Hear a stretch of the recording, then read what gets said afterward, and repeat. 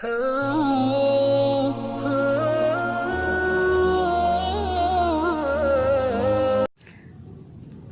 عليكم ورحمة الله وبركاته.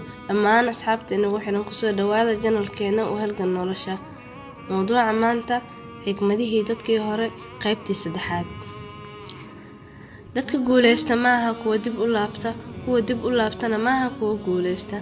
Qofku markuu yahay jaahil, qof faa'iido lehna maaha, sidoo kale qof xayawaan lagu intifaacana maaha. waaninta dadka aad ku waaniso sameynta ficilkaas oo adigaba laga arkin ku dhaqankiisa, taas waxaa kala mid tahay aabihii aan weligii tukan kadibna ilmigoo dhalay ku waaninayay inuu tukado salaada. ma laga yaabaa ilmiga inuu qaato waanada aabihii. dadka oo dhan jeclaa, dad yarna ku kalsoonaa, qofna xaqi kugu leedahay ha ku xadgudbin. dulqaadkaad u muujiso qoyskaaga waa jaceyl, dulqaadkaad u muujiso dadkana waa xushmad iyo qadarin, dulqaadkaad naftaada u muujisana waa kalsooni aad ku qabta naftaada. kicidda xilli hore subaxdii waa sirta aad ku noqon karto guuleystaha dhabta ah. ka daay naftaada la barbardhigida dadka kale, maxaa yeelay la barbardhiga wuxuu aad u dhaawici doonaa dhammaan farxadahaaga.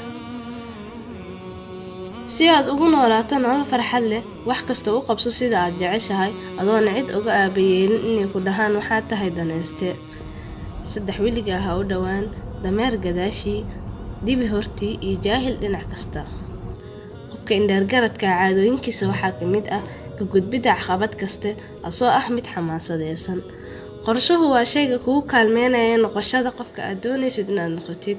casharada nolosha wax badan ayaad ka baran doontaa markaad si xeel dheer u fiirisid in ragga dabka damiyaa aysan dab kale ku damin dabka.